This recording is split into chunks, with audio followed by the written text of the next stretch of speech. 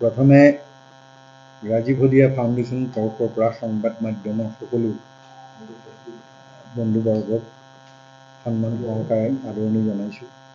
আজি ইয়াত সমবেত হ'ব খুজিছোঁ এইটো কাৰণেই, আমাৰ ন্যাসৰ প্ৰথমে মই চিনাকি কৰি দিব খুজিছোঁ, মই নিজেই সভাপতিৰ দায়িত্বত আছোঁ লোহিত গগৈ, আৰু সম্পাদকৰ দায়িত্বত আছে সুৰেন্দ্ৰ শদিয়া, এফালে কোষাধ্যক্ষৰ দায়িত্বত উপাসনা, তাই ৰাজীৱ হদিয়াৰ সহধৰ্মিনী, আৰু ন্যাসৰক্ষী এফালে মনোজ চুতীয়া, এফালে অন্তু চাওদাং ডাঙৰীয়া, এফালে আমাৰ সংগীত শিল্পী দিগন্ত গোহাঁই ডাঙৰীয়া, আৰু এজন উপস্থিত থাকিব নোৱাৰিলে ন্যাসৰক্ষী অসীম গগৈ, তেওঁৰ পৰিয়ালৰে সদস্য। আৰু ক'ব খুজিছোঁ ৰাইজৰ আৱেগ আৰু অনুভূতিৰে গঠন হোৱা ৰাজীৱ হদিয়া ন্যাসৰ যিখিনি আমাৰ কৰণীয়খিনি বা যিখিনি আমাৰ কৰ্মৰ অগ্ৰগতি সম্পৰ্কে ৰাইজক অৱগত কৰিবলৈ আজি ইয়াত সমবেত হৈছোঁ। আৰু যিসকল মহানুভৱ মানৱদৰ্দী লোকে ৰাজীৱ হদিয়াৰ কাৰণে যিখিনি অনুদান আগবঢ়ালে, তাৰ প্ৰসংগতো দুই এটা কথা আমি আগবঢ়াবৰ কাৰণে আজি ইয়াত সমবেত হৈছোঁ। ন্যাসখন গঠন হৈছিল 19 তাৰিখ 1 মাহ 2005 চনতে গঠন হ'ল এই ন্যাসখন। 2025ত ন্যাসখন গঠন হৈছিল। আৰু এতিয়া ন্যাসৰ জৰিয়তে প্ৰথমতে আমি অৱগত কৰিব খুজিছোঁ সৰ্বমুঠ কিমান টকা আমাৰ হাতত ইতিমধ্যে জমা হ'ল, এই কথাটো ৰাইজক আমি স্পষ্টভাৱে জনাই দিব খুজিছোঁ। প্ৰথমে টোটেল জমা হ'ল আমাৰ 3,18,580 টকা, 3,18,580 টকা। ইয়াৰে ভিতৰতে সকামৰ দিনাখন ন্যাসৰ নামত কিছু লোকে একাউণ্টত পোনপটীয়াকৈ জমা নকৰি কেছ পইচা নগদ ধন তাতে জমা দিছিল। নগদ ধনৰ জমা আছে 34,080 টকা, 34,080 টকা। এই 34,080 টকাটো এই 3,18,880 টকাৰ ভিতৰতে এই বস্তুটো হেৰি হৈ আছে। তাৰ ভিতৰত আকৌ 75,000 টকা কাকপথাৰত, 75,000 টকা আমাৰ যিখিনি হেৰি বিক্ৰী হৈছিল, মেগাজিন বিক্ৰী হৈছিল, মেগাজিন বিক্ৰী হোৱাৰ পইচাখিনিও আমাৰ এইটো একাউণ্টত সদ্যহতে জমা হোৱা নাই। বিশেষ এটা কাৰণত আমি সেইটো ৰাজহুৱা কৰিম পিছত। তাৰপিছত আকৌ আমাৰ হাতত কাকপথাৰৰ যুৱ সমাজে ৰাইজে একত্ৰিত হৈ তেওঁলোকৰ অনুদান হিচাপে 75,000 টকা এটা নগদ ন্যাসৰ নামত তেওঁলোকে একাউণ্টত জমা দিছে। তাৰপিছত আহিলে কানৈ কলেজৰ তৰফৰ পৰা, ডিব্ৰুগড় কানৈ মহাবিদ্যালয়ৰ তৰফৰ পৰা 50,000 টকা এটা তেখেতলোকে ৰাজীৱ হদিয়াৰ যিখিনি গীত, সেই গীতখিনিক কিতাপ আকাৰত, গীতৰ সংকলন আকাৰত প্ৰকাশ কৰিবৰ কাৰণে তেখেতলোকে 50,000 টকা এটা আমালৈ আগবঢ়াইছে।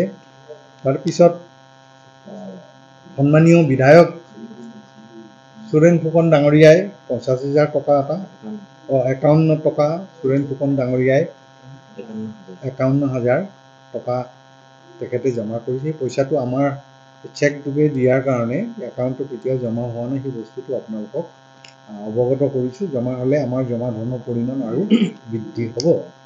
তাৰপিছত মেগাজিন বিক্ৰী কৰি 74,950 টকা, 74,950 rupees, 74,950 rupees এই টকাখিনি মেগাজিন বিক্ৰী কৰি এই টকাখিনিও হাতত আছে। এইখিনি হ'ল। আৰু সৰু সুৰা যিখিনি আছে 1 টকা 2 টকা 50 টকা 100 টকা 200 টকা আমাৰ প্ৰায় আপোনালোকক দেখাব খুজিছোঁ। সকলোৰে কথা ব্যক্ত কৰিবলৈ আমি বেংকৰ পৰা ষ্টেটমেণ্ট আনিলোঁ, প্ৰায় 300ৰো অধিক পেজ হৈ গ'ল। সকলোৰে নাম প্ৰকাশ কৰাত অকণমান অসুবিধা হোৱাৰ কাৰণে আমি ক্ষমা বিচাৰিছোঁ। ইচ্ছা থাকিলেও মানে ইমান এটা দীঘলীয়া সময় কাৰণে অসুবিধা হ'ব। প্ৰায় 300 পেজ আমি বেংকৰ পৰা ষ্টেটমেণ্ট আনিলোঁ। আৰু এইখিনি হ'ল আমাৰ সদ্যহতে ন্যাসৰ নামত জমা হোৱা ধনৰ খতিয়ান। আৰু ইয়াৰ পিছত কিবা সুধিবলগীয়া থাকিলে সুধিব পাৰে আপোনালোকে। মৌমিতা সেইটো ফালৰ পৰা আমাৰ নিয়াসৰ লগত কোনো যোগাযোগ ইতিমধ্যে পোনপটীয়াভাৱে নোহোৱাৰ কাৰণে অকণমান বিসংগতি এটাৰ সৃষ্টি হ'ল। তাৰপিছত হ'ল কি, মৌমিতাৰে যদি দিব খুজিছে, আন্তৰিকতাৰে দিব খুজিছে, অকল মৌমিতা বুলিয়েই নহয়, যদি সুদূৰ বাহিৰৰ পৰা যদি চাকিয়াও যদি পইচা দিব খোজে আমি আন্তৰিকতাৰে তাক গ্ৰহণ কৰিম।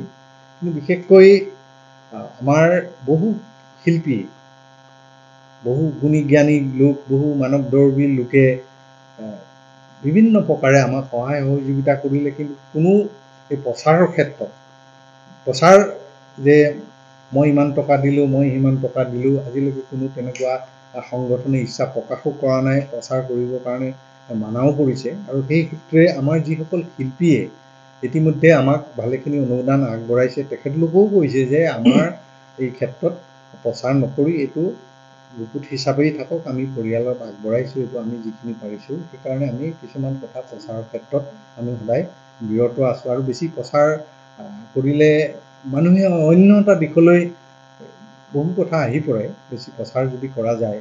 কিন্তু মৌমিতাৰ ক্ষেত্ৰত আমাৰ লগত পইচাকেইটা এতিয়াও আমাৰ হাতত পৰা নাই বা যোগাযোগ হোৱা নাই।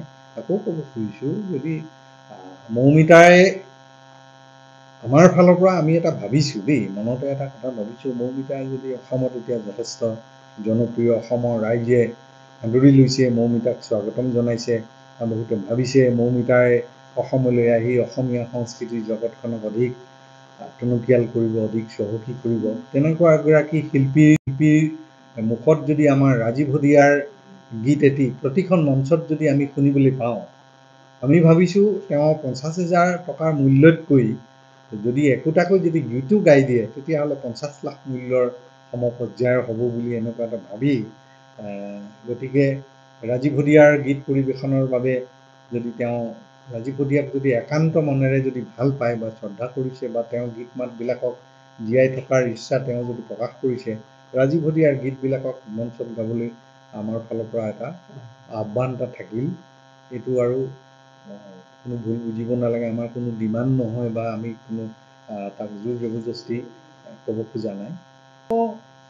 এই কেতিয়াবা এনেকুৱা কিছুমান কথাত আমাৰো দুখ লাগে, ৰাজীৱ হদিয়াৰ ৰাইজেৰ আৱেগেৰে, ৰাইজৰ যিখন ৰাজীৱ হদিয়াৰ মৃত্যুৰ পিছত মানুহৰ মনৰ যিটো উৎসাহ, ৰাজীৱ হদিয়াক জীয়াই ৰখাৰ কাৰণে ৰাজীৱ হদিয়াৰ প্ৰতি যিটো সন্মান, এই সন্মান এনেকুৱাবিলাক দেখাৰ পিছত ৰাজীৱ হদিয়াৰ মাজত এনেকুৱাবিলাক বিতৰ্ক সৃষ্টি হ'লে আমাৰ নিয়াসৰ ফালৰ পৰা আমি অকণমান দুখ প্ৰকাশ কৰোঁ। আৰু গতিকে এনেকুৱা ধৰণৰ বিতৰ্কৰ পৰা আঁতৰি থাকিব পাৰিলে আমাৰো মংগল, আৰু ৰাইজৰ মাজত যিটো খুদুৱনি, সেই খুদুৱনি আঁতৰি থাকি এটা ভাল পৰিৱেশলৈ আহক, তেনেকুৱা এটা আমি কামনা কৰোঁ। অন্যান্য যিসকলৰ প্ৰতি আহ্বান জনাইছোঁ, তেওঁলোকে ইতিমধ্যে বহুতে স্বীকাৰো কৰিছে দেই, অসমৰ প্ৰায়বিলাক প্ৰতিষ্ঠিত শিল্পীয়ে ৰাজীৱ হদিয়াৰ লগত যথেষ্ট ঘনিষ্ঠতাও আছিল। কিছুমানে আহিব পাৰিলেও নোৱাৰিলেও তেওঁ বিভিন্ন প্ৰকাৰে সমবেদনা জ্ঞাপন কৰিছে, বা দুই এটা অনুদান নিজে আহিব নোৱাৰিলেও পৰিয়ালৰ হাতত যি পাৰিছে সেইখিনি তেওঁলোকে আহি ইয়াত জমা দি গৈছে। সেইদিনা বিপিন চাওডাঙো আহি গৈছে, মহেন্দ্ৰ হাজৰিকাও আহি গৈছে, সকলোৱে আহি তেওঁৰ ওচৰত ৰাজীৱ হদিয়াৰ প্ৰসংগত সহমতেই প্ৰকাশ কৰি গৈছে। আৰু এটা কথা সুধিব বিচাৰিছোঁ, যিহেতু ফাউণ্ডেশ্যনৰ যিহেতু মেম্বাৰ, সেইটো ধৰণৰ আপোনাক উল্লেখ কৰিলে, এটা বস্তু কিন্তু সামাজিক মাধ্যমত এটা প্ৰচাৰ চলি আছে, জিতেন দত্তৰ কথাটো প্ৰচাৰ চলি আছে, আপোনালোকে দেখিছে, তেখেতৰ সন্দৰ্ভত কি ক'ব? জিতেন দত্ত তেখেতৰ সামাজিকভাৱে তেখেতে অফিচিয়েলি আমাৰ নিয়াসখনত নাই।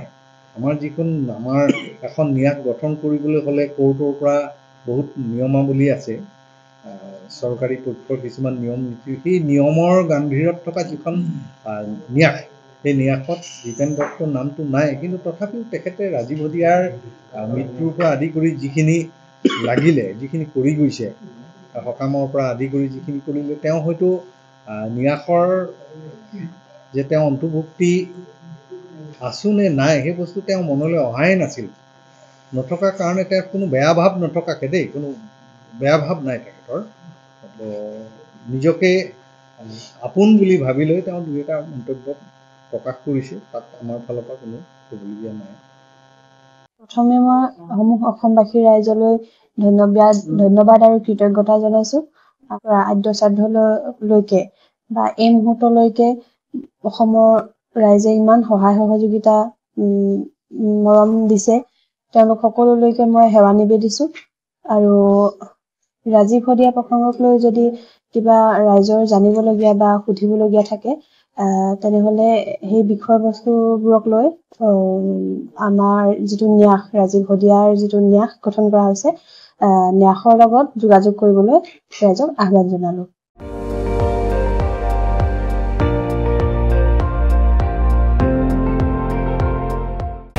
আপুনি চাই আছে ND24, সৰ্বশ্ৰেষ্ঠ নহয় সৰ্বোত্তমৰ দৌৰ।